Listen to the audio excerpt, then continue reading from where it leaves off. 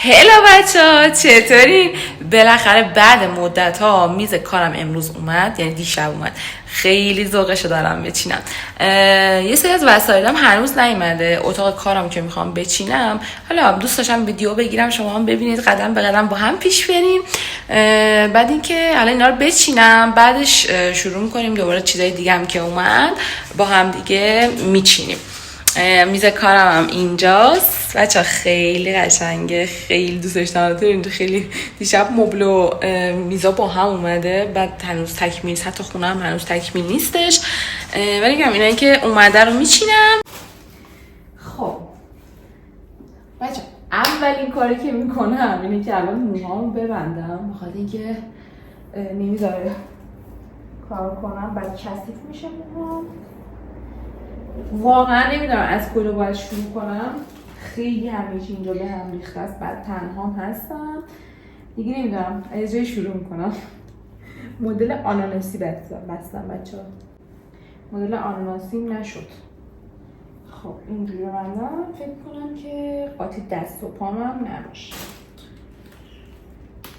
خب نمیدونم از کجا شروع کنم دیگه، فعلا باید تمام این وسایل رو ببرم بیرون، بعد اینجا رو جارو بکشم. فکر کنم صدام نیاد. باید تمام این وسایل رو ببرم بیرون، بعد اینجا رو جارو بزنم، تی بزنم، تمیز بشه، تا بعد بتونم میز و اسفندم و کتابخونم و اونا رو بیارم تو. بعد اینکه بچه‌ها من میخوام 3 تا میز بذارم، یعنی 2 تا، یکیش تاشوه میتونم بذارم کنار، یکیش که میز کارم استندم. حالا میبینید بعد یکی دیگه‌ش هم اون میز سفیده بود که اونجا استفاده می‌کردم تو خونه قبلیم، اون چون از کثیف شده و اینا، میخوام بذارمش برای میز کار پارچه. مثلا کاری که برای پارچه و اینا میخوام انجام بدم، چون کثیف کاری داره و اینا دیگه، میخوام روی اون میز انجام بدم، پس اونم میارم. یه میز تاشو هم دارم برای عکاسی که خب خیلی لازمش ندارم، خب یه وقتا اگر احتیاج بود که دیگه استفاده میکنم.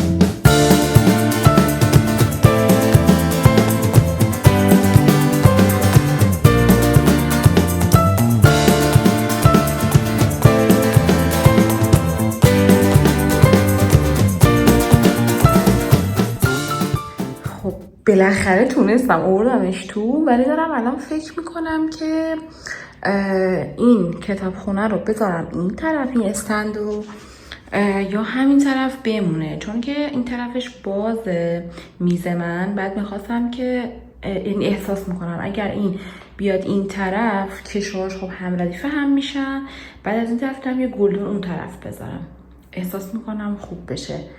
نمیدونم، حالا تست میکنم.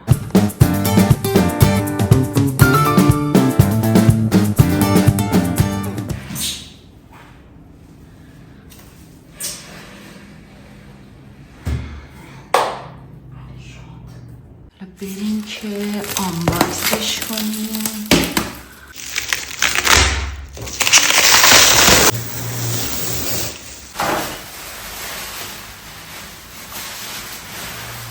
بالاخره آوردمش تو، خیلی سخت بود چون دستم در میکرد، ولی نمیدونم یه حسی دارم. ببین بچه، زمانی که من اینو سفارش دادم، نمیدونم چرا جلبگیر شدم یا با اولین چیزی که دیدم یه سفارش دادم، اصلا یه ذره تحقیق نکردم، یه ذره نگشتم مثلا مدل دیگر رو ببینم، به خاطر اینکه یه دلیلش خب به خاطر این بود که تو اساس کشی اینا بودم، بعد دیگه اصلا حوصله نداشتم خیلی بگردم. بعد به خاطر میبینم چون خیلی اذیت شده بودیم، برای اینا که استوری گذاشتم، چون صدا میپیچه، برای اینا که استوری گذاشتم تو نظرسنجی ها دیدم که اکثرا گفتید 1 یا 2، ولی 2 رنگ خودرنگ بود، خودرنگ چوب بود با سفید، یعنی زمینه سفید بود، پایه هاش خودرنگ بود، بعد یکم این بود، یعنی همه اکثرا 1 و 2 رو گفتن. از اونجایی که کار من یه کار خیلی شاده، خیلی باب میلم نبود که یه رنگ تیره بردارم، ولی نمیدونم میگم خیلی عجولانه تصمیم گرفتم. حالا نمیدونم چطوری میخوام باش ارتباط بگیرم، ولی از فرمش اینا خیلی خوشم اومد. بنابراین که خیلی قشنگه، جا داره، ولی خب میگم من همیشه کاری رنگی پنگی رو انجام میدم، دوست داشتم که مثلا روشن‌تر باشه. حالا از قضا من رنگ چوب اصلا تیره دوست ندارم، هم میزم تیره شد، هم چوب مبلم خورده تیره تر از اون چیزی که میخواستم شد. راستی بچه‌ها قبل از اینکه بریم بچینیم بهتون بگم، چون میدونم الان خیلیاتون میپرسید اینو از کجا خریدی. بچه‌ها من اینو از چهاررنگی خریدم، بعد خیلی خوب ساخته، خیلی تمیز ساخته خداییش. یا آقا پسری برای من ساخت، میگم اول جایی که رفتم و دیدم خریدمش. بهش گفتم اگه خوب باشه، تمیز باشه، قشنگ باشه معرفی میکنم به همه. اما خیلی اذیتم کرد، اما نمیدونم معرفیش کنم یا نه. خیلی مردون، خیلی طولش داد، یعنی مبل من 1 هفته تمام آماده بود، این آقا هنوز میز من آماده نکرده بود. بعد جوابم نمیداد، در دسترس نبود، خیلی اذیتم کرد. یعنی معمولا میگم کسایی که مبل میفروشن یا نجارا یا مثلا کلا کابینت سازا جواب گوشی نمیدن، دیر مثلا تحویل میدن کارتو، ولی این برعکس بود. مبل من زودتر از موعدش آماده شد، ولی اون آقا قرار مثلا 4 شنبه آماده شه، 1 هفته بعدش دقیقاً آماده شد. خلاصه که اینش اشکال نداشت، ولی خب باید جواب میداد. حالا من نمیدونم معرفیش کنم یا نه، اگر خواستید پیجم پیام بدید معرفی میکنم، ولی با خودتون دیگه. ولی من از کیفیتش واقعا راضیم، یعنی خیلی هم خوب ساخته هم تمیز ساخته.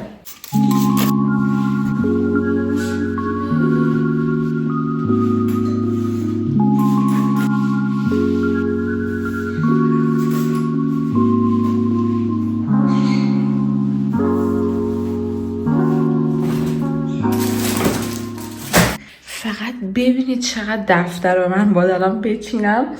یه عالمه دفتر دارم بچه‌ها که هنوز استفاده نکردم. یه سریاش هم دفتر کوچیکاست که طراحیاش مال خودمه. یه مدت عشق اینو داشتم که طراحی کنم بفروشم، ولی خب دیدم اصلا وقتشو نمی‌کنم و اینا، کلا بیخیالش شدم. ولی خب برای اینا برنامه‌هایی دارم، به عنوان جایزه و هدیه قراره به یه سریا بدم، حالا یا چالش مسابقه است یا هر چیزی.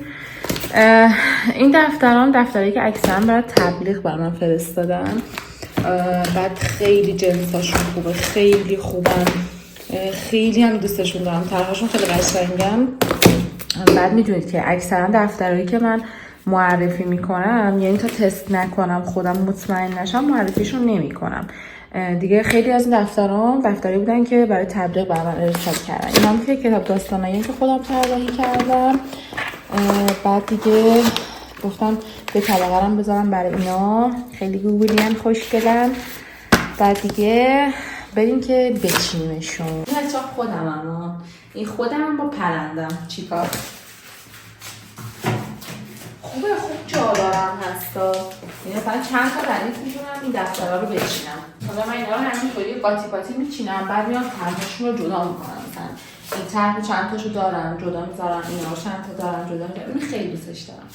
بعد اینا رو مثلا یه جدا بعدا میذارمشون. فعلا کلیات کار در بیارم.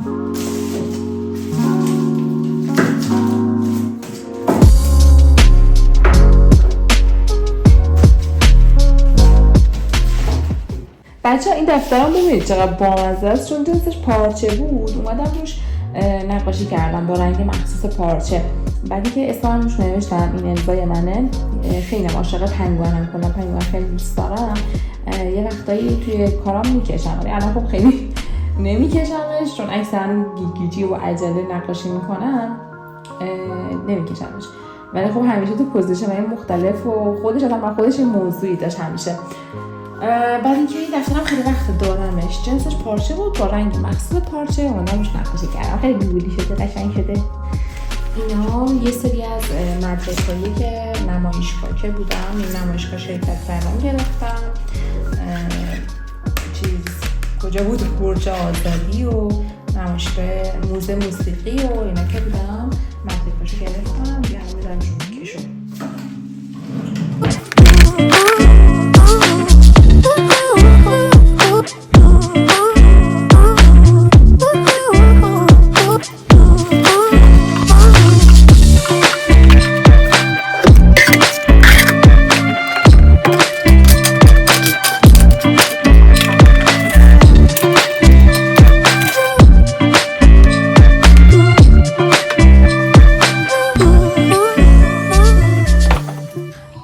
ببینید چی پیدا کردم.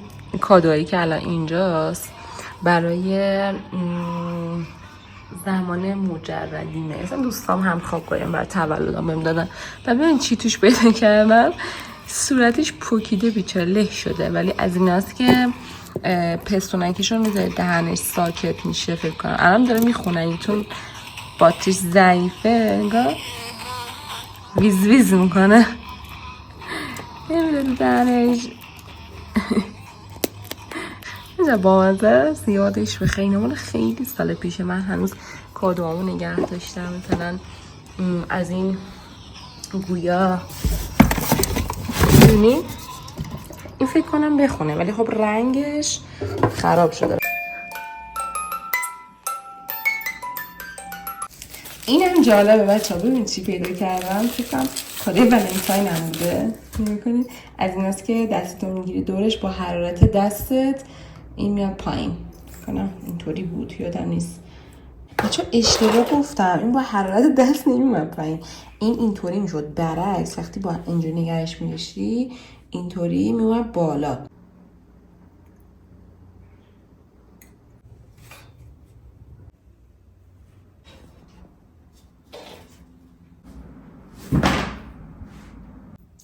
خب بچه‌ها اینم فاینال کار. اتاقم بالاخره آماده شد. بچه‌ها این چیزی که الان دارید می‌بینید قراره کلی تغییر کنه. یعنی از این شلوغی در میاد. این تابلو هم که اینجا فعلا گذاشتم منتظر تابلوی ققنوس هم بیاد. تابلو ققنوس رو بذارم اینجا با میزم کاملا ست میشن. و یه دونم پاف اینجا گذاشتم. از چت تی پی تی پرسیدن گفت پافتو اینجا بذار. البته دیگه خودم میدونستم قبلش اینجا گذاشتم. بازم ازش پرسیدم اونم تایید کرد گفت همینجا بذار. این صندلی هم که اینجا گذاشتم عوض میشه بچه‌ها، به خاطر اینکه هم توصیه به وسایلام نمیاد، همین که اصلا استاندارد نیست. یعنی واقعا کمر و گردن درد میگیره. اون سری آخری که رفتیم تهران صندلیشو پیدا کردم، ولی خب چون جا نداشتیم خرید خیلی کرده بودیم نمیتونستیم بیاریم نخریدم دیگه. ان شاءالله این دفعه برم میخرم یا از همینجا میخرم. بعد دیگه وسایلام اینجا چیدم، خورده تغییراتم دادم. یه سری از این وسایل بچه‌ها برداشته میشه، دوباره روی اون شلف قرار میدم یا مثلا توی کشوها قرار میدم. این قسمت هم احتمالا یه فکری براش بکنم چون دوست ندارم انقدر چیزی گذاشتم اینجا. بعد این قسمت هم که رینگ لایت همه، این قسمت هم که کلن هنوز مرتبش نکردم. یعنی این توی این یه سری قاب عکسایی که قابایی که نقاشی کردم خودم، یعنی اینطوری میخوام بالای دیوار بزنم شاید، یا یه فکر دیگه براشون میکنم فعلا مشخص نیست. و کلا این میز و اینجا رو گذاشتم برای کار با نقاشی پارچه.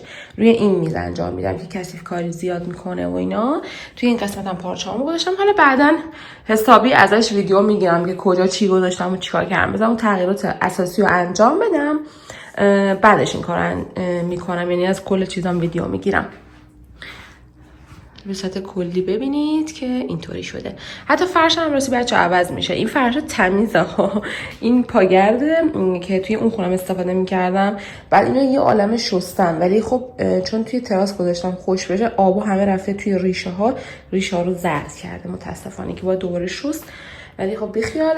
یه فرش مربعی میخوام برای اینجا بگیرم رنگ کرمی که حالا بعدش تکمیل شد حتما براتون ویدیو میگیرم.